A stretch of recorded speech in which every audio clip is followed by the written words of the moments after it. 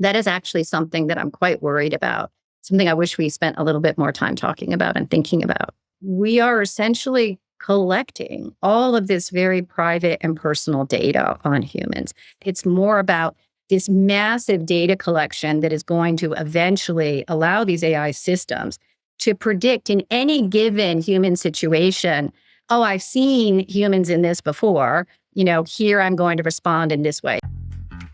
Can you achieve extraordinary results while making the world a better place? I'm Bruce Temkin, and together we'll explore how. Welcome to Humanity at Scale, Redefining Leadership podcast. Join me as I speak with visionary leaders and top experts to uncover the secrets of humanity-centric leadership. Ready to rethink leadership? Let's dive in. Hi, everyone, and welcome back to Humanity at Scale, the podcast where we explore what it takes to lead with empathy, purpose, and clarity in a rapidly changing world. Today's episode brings us into a fascinating space, the intersection of ancient stories and emerging technology, with someone who's helping to shape how we understand both. Katherine Elkins is a professor of comparative literature and humanities at Kenyon College, a principal investigator at the IBM Notre Dame Tech Ethics Lab, and a leading voice in the field of AI governance. Her work ranges from developing ethical frameworks for AI to examining how these technologies are transforming our emotions, our culture, in even how we understand what it means to be human. She's also the co-author of The Shapes of Stories, a groundbreaking book that uses machine learning to analyze over 50,000 novels. Her research reveals how narrative isn't just entertainment, it's a cognitive tool. It's how we process time, morality, identity, and change. In this conversation, we explore what AI can illuminate and what it can never quite grasp. We'll talk about the risk of letting machines define meaning, the future of ethical leadership, and how narrative literacy can help leaders design organizations that are more intentional, inclusive, and human. Kate, welcome to the show. Thank you for having me, Bruce. I'm really excited to be here. Cool. Well, before we dive into AI or leadership, I'd love to start with you. Not your work, but your lens. You've moved across literature, philosophy, cognitive science, and AI. Let's start there and trace the threads that guided you. What drew you to explore both classical literature and artificial intelligence, two words that don't often meet? Yeah, that is for sure. A very interesting story. So I came to Kenyon College and direct the integrated program in humane studies. It's the oldest interdisciplinary program at Kenyon. About 10 years ago, I began to feel that there was something about this traditional education that was just not serving our students.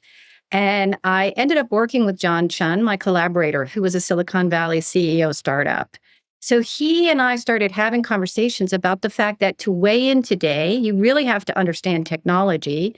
It affects so many things across our human experience, and yet so few of us are training the next generation to do that. I was really a skeptic. I was a skeptic about whether AI could help us understand stories. When I went into that initial project, I thought, there is no way AI can help me understand something. But in fact, it does. And so that led me to the shapes of stories. And that is, for thousands of years, we have thought that stories had shapes. But now we can actually use AI to surface at least one of those shapes. And it's not what we thought. It is actually this emotional trajectory, this up and down roller coaster in stories. And so that was the beginning. Then in 2019, GPT-2 came out. The minute we started working with it in the lab, and that was really only for researchers at that point, it was really clear to me that this was going to be something incredible. And so started working with GPT-2, and from there, it was off to the races. I'm wondering, as you've gone along your journey, what has been like the biggest surprise you've had over the last few years as you've tried to sort of mix these different disciplines? Yeah, I think the biggest surprise is how difficult forecasting is. That even if I on the ground am saying, wow, this AI is going to be amazing, I'm talking to AI researchers who are saying, oh, large language models, they'll never amount to anything. It's not a big deal. It made me realize that actually forecasting, trying to have a good sense of what is going to happen in the future is a much harder skill than we realize. A lot of times in higher ed, we talk about teaching critical thinking. I really think forecasting right? Thinking about one's priors, investigating one's bias, reading the signs of the present to try to imagine several possible futures. That's a really hard skill. And that's a really important skill for industry, for leaders, actually, especially for leaders. Cool. Well, I'd love to talk about narrative for a moment, because that seems to be a major theme in your work. And it's not just as an art form, but as a kind of cognitive technology. Your book explores this idea by analyzing the shapes of stories across time and culture. I'd love to unpack what you've learned from looking at narrative through both humanistic and computational lenses. In the book, The Shape of Stories, you use machine learning, as I said, to study over 50,000 novels. What patterns emerged, and what did they reveal about how humans understand the world? I really think that there's no question that we use stories to try to make sense of the world, whether or not those stories are true. And so, on the one hand, we could say that stories move us in really profound ways. The key here is that stories have this emotional component, and I don't think that enough people pay attention to that emotional component. It is both an amazing thing to use as a leader, right? Stories move people, and that emotional component moves people. It's incredibly important to use if you give a talk. I always think about the emotional story of my talk, where I'm going to have lows, where I'm going to have peaks, those kinds of events. But it can also move people with fake stories, right? And it's kind of a way of hacking the human. So because stories are so powerful, I think we need to invest a lot more time thinking about them and realizing that they can be used both for good and for bad. Cool. So you looked at 50,000 stories, 50,000 novels. What were some learnings about that besides just that stories are an important part? Yeah, that's a great question. So there is work before us, particularly by this guy named Matthew Jockers. One of the things that he found was what he called the bestseller shape. And this is a kind of W shape, where if you're telling a story, you might descend into a low, then you would rise to a peak, you would descend, and you would rise again. We've actually found that W shape in stories across time. Some of the stories that are the most read, that travel across cultures, we find that W shape over and over again. So it's interesting. I kind of feel like Disney has captured a lot of those story arcs pretty cleanly, right? What happens if everyone starts following these same arcs in terms of what it means to our narrative and our interacting with each other? Yeah, that's a really great question. I get that a lot that, okay, screenplays, scripts, those are pretty predictable. So it makes sense that they would have them. I think the surprise is that classic texts have them, classic novels, stories across time, right? So it is true that I do think that, Disney and Hollywood probably has hacked this. Let's talk about AI for a little bit. Someone believes that AI can illuminate what it means to be human, right? But not replace it necessarily. Let's explore that and find the edges of what AI can understand and what it fundamentally can't. What do you see as the greatest strengths and limitations of using AI to analyze human stories? I definitely think it can help us think about this emotion that is operating in the background, but that many of us may not be very, very aware of. And there's a real question in my mind. How many authors, if you're really successful, you probably know this on some level. Kurt Vonnegut gives a great talk called The Shapes of Stories, in which he actually tried to write a whole dissertation on this, right? And they said, oh, it's not academic enough. But there's no question that storytellers know this. I think it is hard to talk about AI because it is changing so quickly. So yesterday's AI is not today's AI, which will not be tomorrow's AI. And we keep seeing benchmarks surpassed. We keep seeing it encroaching on the human. The thing that maybe concerns me most is the level of emotional intelligence. And I think there's this idea machines don't understand emotion and they can't use emotion. And that would be, we thought for a long time that would be the one kind of thing that humans would have that would be different. Maybe creativity too. We are seeing AI both in the realm of creativity really advance and then in the realm of emotion. On the one hand, I think it can provide that kind of lens to us. On the other hand, obviously, it's not a human. It's not sentient. It doesn't actually feel these emotions. There was just a release of ChatGPT, that they had to roll back because it was too sycophantic and it was affirming people too much. So the AI companies really have a tricky thing to manage because they need AI to be very useful for it to be widely adopted. But if it's too useful, it may tell us too much what we want to hear, and it may also manipulate us in ways using our emotion and understanding our emotion. That is actually something that I'm quite worried about, something I wish we spent a little bit more time talking about and thinking about. Yeah, it's interesting because the affirmation is pretty clear in terms of trying to get you to continue to use, but the models, but at the same time, certainly they want to control the costs they have relative to satisfying all those requests that come in. So it's interesting as you see AI evolve in that way. Any advice that you'd give to the different models about how they should deal with that human interaction? Should they be more affirming? Should they be less affirming? Should they have a neutral stance in how they interact with people? It's a great question. Anthropic really went with personality. And so there's a whole discussion about Claude and what kind of a personality AI should have. There are these kinds of hidden personalities that we're dealing with that are very, very finely crafted. I guess I would say the thing that I'm most worried about is that we are essentially collecting all of this very private and personal data on humans. And I think people tend to think about that on the individual level, right? That you may have some story, something about yourself that it's collecting. I'm more concerned with having such a vast database of knowledge about how humans can be manipulated, how they respond emotionally in particular situations. We now know that these AI systems, to some extent, can profile us in terms of our personality, in terms of our character, quirks and traits.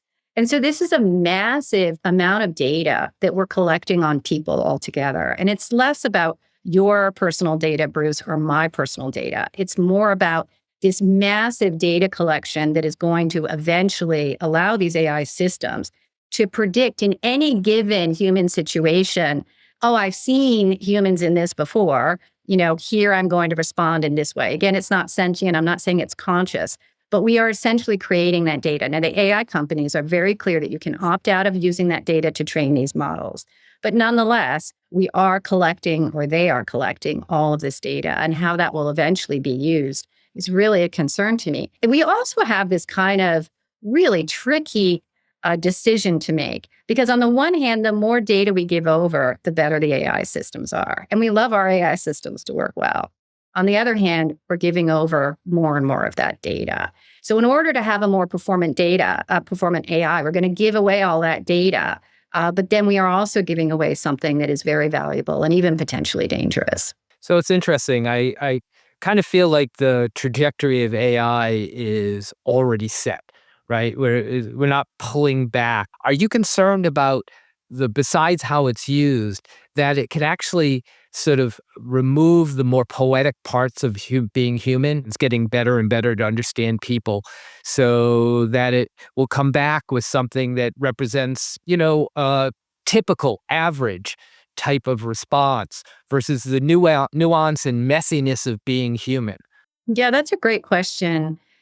There is a kind of generic response that you can get. And the way I like to describe it is, you have a variety of potential outputs and you have a probability distribution. Imagine this curve. But if you're prompting it and interacting with it in a certain way, you can throw it off that curve. You can get to those kind of tail ends or those unusual interactions. So I hear that a lot, that, they're kind of generic interactions. But if you're actually prompting it and interacting in a particular way, you can steer it off that generic. And I think that is the lure of the AI. If you are an expert in some niche field or philosophy or writer, you can actually go on and talk with an AI about it in a very deep way, even when you can't find other humans who know much about it. And so it's that kind of, it's actually the opposite. It's the hyper-personalization that I worry a little bit about. There was just a piece that came out, I don't know if you saw it, about humans using it for spirituality and kind of entering into this very personalized spiritual experience with it, such that they're not even talking with their spouse, they're getting divorces. It's that hyper-personalization that I'm actually more worried about than this kind of genericness. That is that's going to be the lure and the draw. That's what's capturing people. So if you begin to play around with it and explore all of those nooks and crannies off of the generic, that's when it becomes this kind of thing that captures people's attention. So that's interesting. If we explore a world in which sort of our AI, and I think in many people it's becoming as AI is perceived as almost a friend or a colleague, right? That you interact with, as you said, in some cases interact in very personal ways. Any thoughts about what that means to society and culture as a whole? If we start having we have our friends, our family, and our digital companions of some sort. Is that going to change how the world operates? Yeah, I mean, it's a huge risk, right? I actually just gave a talk at a UNESCO event, and everybody's trying to think about what this means for preserving not only culture, but the diversity of cultures.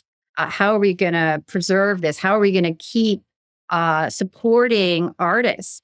I was on a Zoom call last week with the writer Ted Chiang, who's written a few pieces in the New Yorker about AI, sci-fi writer. And he's absolutely adamant that no one should be using AI. No one should be using AI to create art. This really devalues the artist.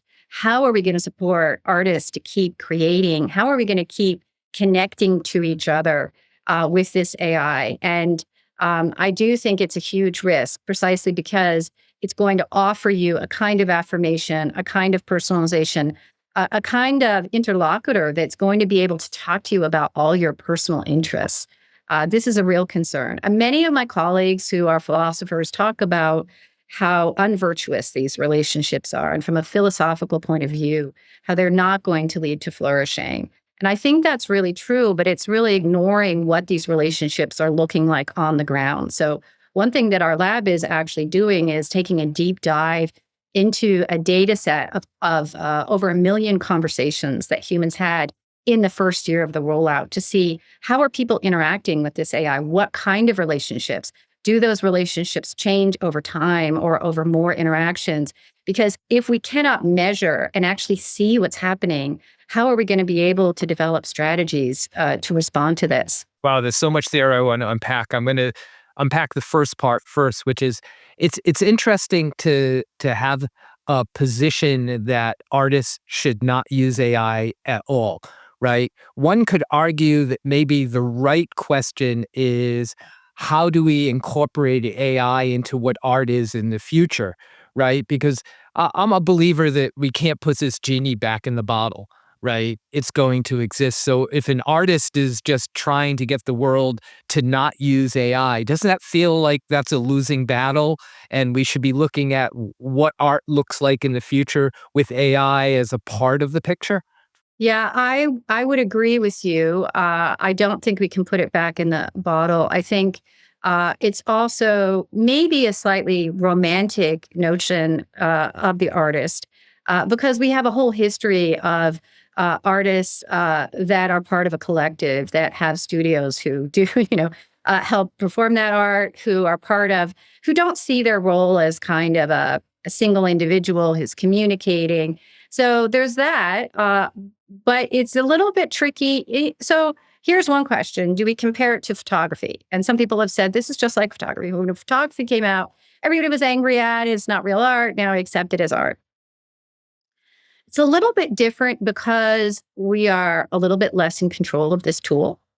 And the tool is developing some kind of autonomous behaviors, and not yet in the creative realm, but we are looking at the rise of agents, right? And these agents will go out and perform a series of actions without the human in the loop.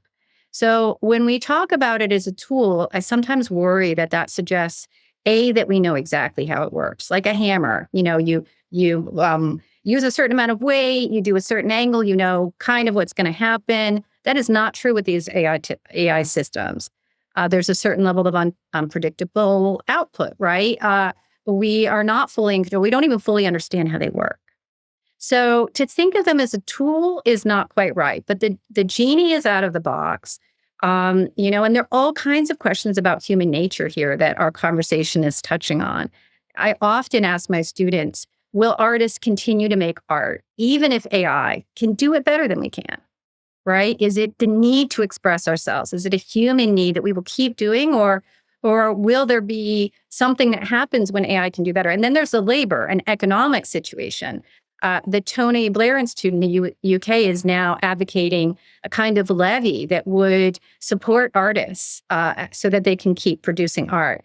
I do think we need to think about things like that, that we continue to support artists. If you're enjoying this episode, make sure to follow or subscribe so you never miss a conversation. We've got plenty more great stories coming your way.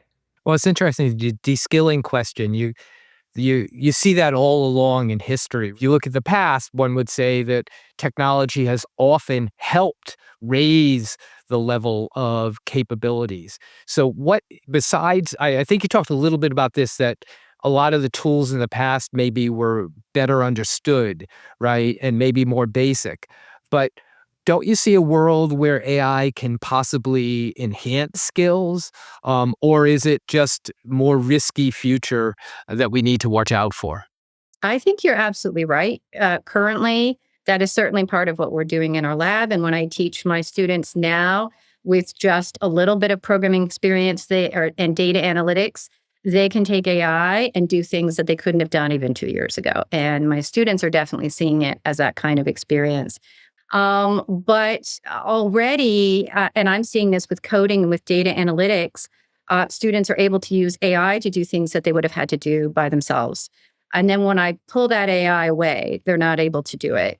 And then the big question is, what happens if and when AI becomes even more performant, right? Because right now, my students are able to ask the big questions, to investigate things that before we just couldn't really investigate. But will that be the case in 5 years, in 10 years? I don't know. And at that point, what does education look like? What does training look like? Because no one really spends a lot of time doing calculations anymore, right?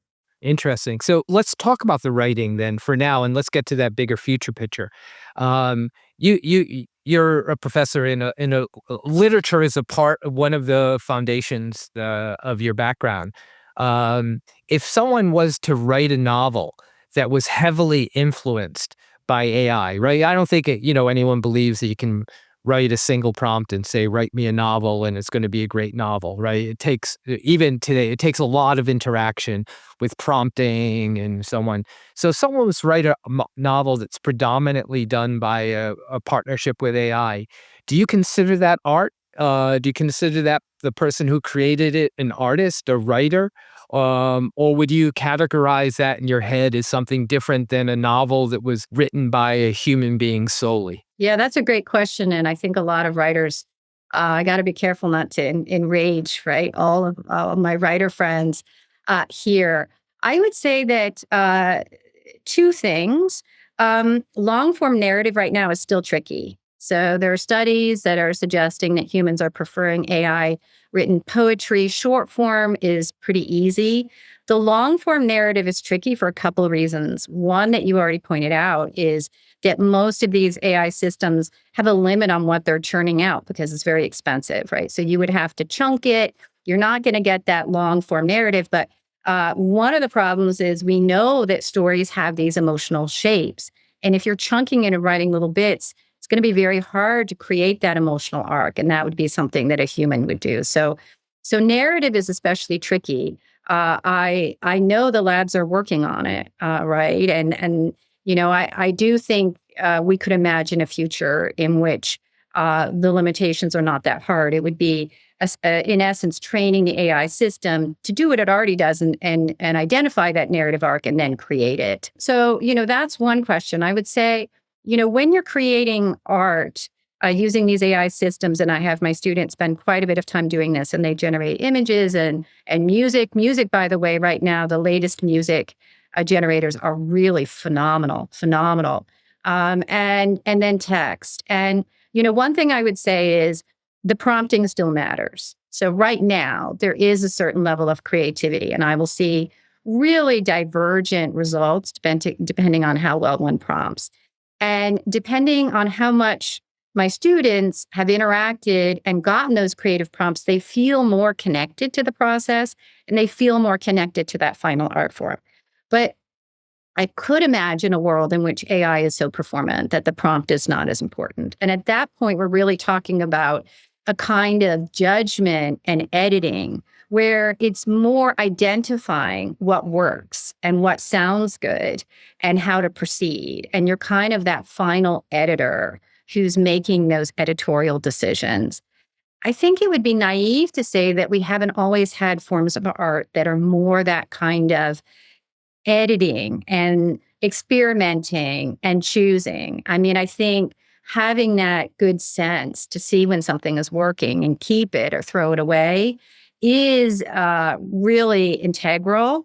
But there's certainly artists who would think that that's less of their process and some who would think it's more. In talking with Ted Chiang, one of the things that he pointed out as a writer is how hard writing is, right? And particularly for long form, the thousands of hours that go into that. But that is not true for all art forms. There are types of performance poetry that are composed on the spot, right? There's certain types of art that are composed on the spot. So if we're thinking about long form and writers who've invested hours and hours, I think that is kind of at the limit of a certain kind of art form where maybe it feels the most alien from what's happening to art. Yeah, maybe we can have it do a rap battle with Eminem in the new 8 Mile video. Right, Um, right. so I want to come back to sort of the second part of something you said a little earlier, which I was fascinated by, which is the examination of the prompts that human beings are having with the AI, the discussions. Any early findings on or insights you can share on that research? Because that sounds just like amazing research I'd love to see. Yeah. So the main thing I would say is you're trying to throw it off that generic. So the more your prompt is generic, the more it's going to answer you back with generic. If you use unusual words, if you use surprising words, you are going to be more likely to throw it off that curve. But then you also can just ask for surprise. You can ask for edge. You can ask for novelty. You can give it who it is. And that would be a more performant writer. You could talk about the audience, but really just asking for that level of surprise and novelty and diversity will, to some extent, give you a much more interesting output.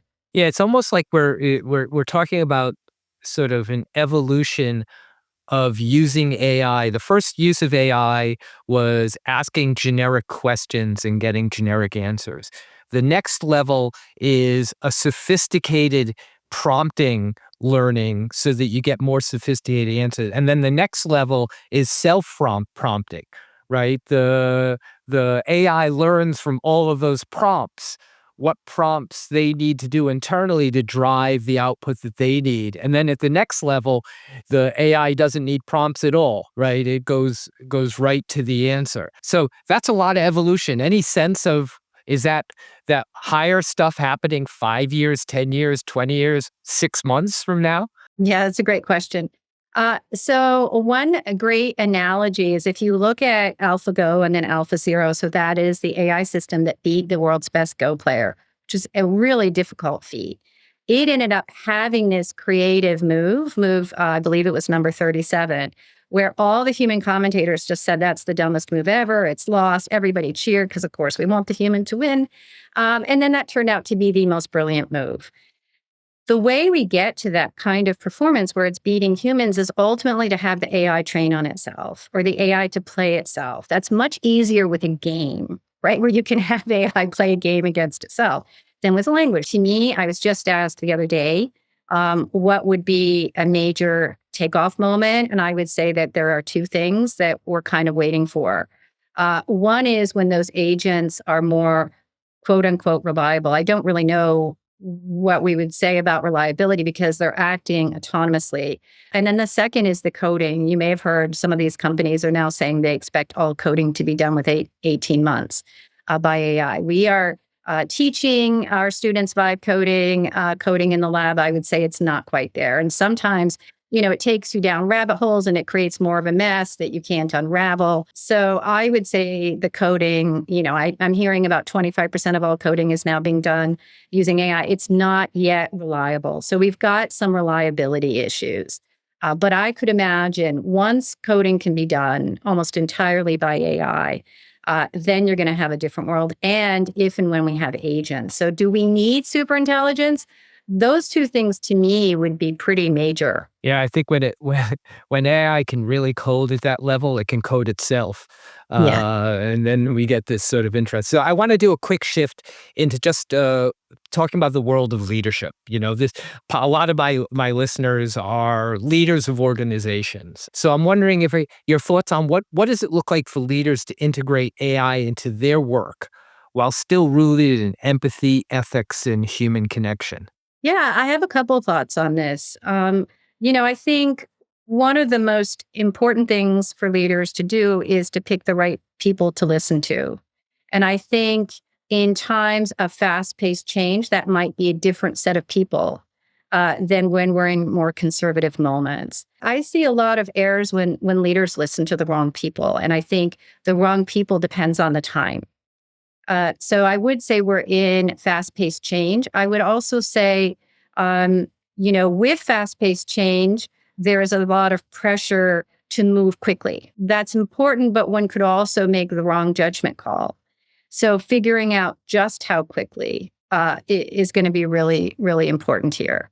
I think in terms of integrating AI and thinking about employees, I've done a lot of work working with human-centric labs out of Silicon Valley, thinking about this. And I think we have a couple issues right now. Number one is because these AI systems are not fully reliable, and there are also privacy concerns, data concerns, we have a lot of employees who are using them essentially off the record.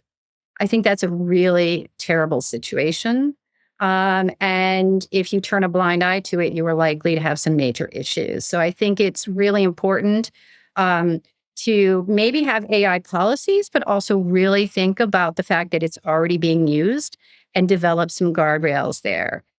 One of the problems is as it becomes more and more performant, the human role is going to be to look and make sure that it's not making a mistake.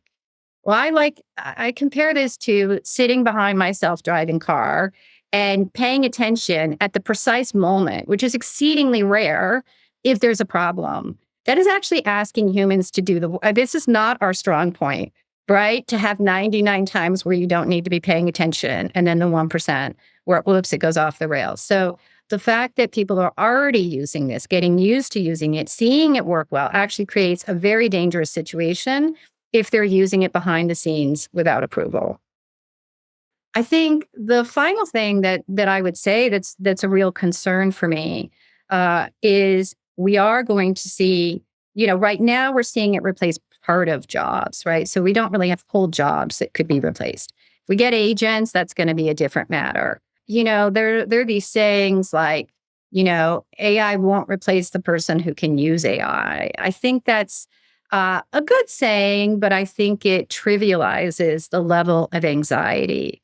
I think that workers are realistic in what AI could be doing to the employment market. And I think to be disingenuous about that is really a problem. So I guess I would say to lead ethically, I would really encourage not replacing existing workers, but thinking about maybe not overhiring, which we've also seen in the tech industry, right? There was overhiring and then layoffs.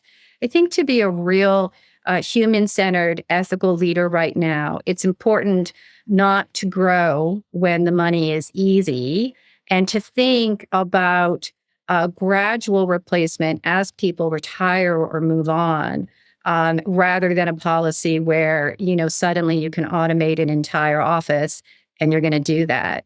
I think I realize that takes a lot of guts to be that forthright, but I would say that everybody is already anxious about these things. And if you don't have an AI strategy and you're not being open about what you're going to do, I think it just creates all kinds of problematic behavior. So I would really encourage every leader to be thinking about all of these issues. Great. And what a great thought for all of the leaders listening to keep in mind as you apply AI into your future models. Kate, this has been such a rich conversation. I want to end with a few reflective questions that we ask all of our guests. The first is, what's one leadership skill you think will become even more important in the future? Yeah, that's a great question. I think forecasting in the near term, forecasting because we're all watching. And I would say, second, adaptability, because you don't want to be seen as blowing in the wind or changing direction. But the pace at which things are happening may require you to change direction fairly quickly. So, having a plan about how to communicate that and how to still seem like a centered, thoughtful leader while also backtracking or pivoting or changing. I think right now for this time that would be really, really essential. Awesome. Now, what I like to do is give my guests a magic wand for a little bit. Now, if you could take this magic wand and immediately make things change, what would you do to make organizations more humanity centric if you could change one thing?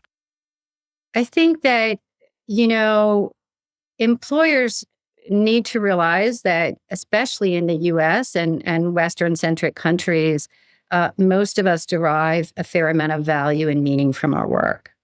And we have a lot of conversations in my classrooms about whether humans actually need to work to feel valuable and to have purpose. And I'm not sure we do. I think that's an open question. Great, great. What's one final piece of advice you'd like to leave with our listeners? I think it's this, no one really knows what's going to happen, but if not enough of us are thinking about kind of the worst scenarios or possible futures, we don't have enough of us thinking about these big questions. And I think, that really concerns me. Is it better to bet on the fact that new jobs will appear, that it will all be rosy, that will remain human-centered? That it might be easier to sleep at night, but at least some of us need to be considering. Awesome, awesome. This has been great. Where can our listeners follow your work or get more involved in the ideas you're championing? I would love to see them on LinkedIn, so definitely look me up. And I'm also on X, where I update on things happening with the lab. Fantastic. Thank you so much, Kate. This has been great. My pleasure, Bruce. It was great talking to you. I hope you found my conversation with Kate Elkins as insightful and inspiring as I did. Her work challenges us to think about how AI can amplify not just our capabilities, but our humanity. If this episode resonated with you, I'd encourage you to share it with someone who's grappling with how to use AI responsibly and thoughtfully, especially those considering its role in leadership, culture, and ethics. And don't forget to subscribe for more thought-provoking conversations on how we can lead humanity at scale with empathy, integrity, and impact. Now let's move into the after show, where I'll reflect on some of my key takeaways from this conversation and share some additional thoughts on how leaders can bring these ideas to life in their own organizations.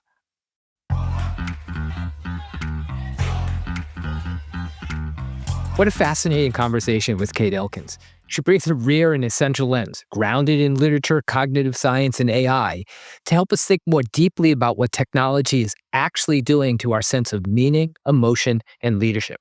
Here are 5 insights I'm taking with me. The first one is that stories aren't soft, they're cognitive tools. As Kate put it, we use stories to try and make sense of the world, whether or not those stories are true.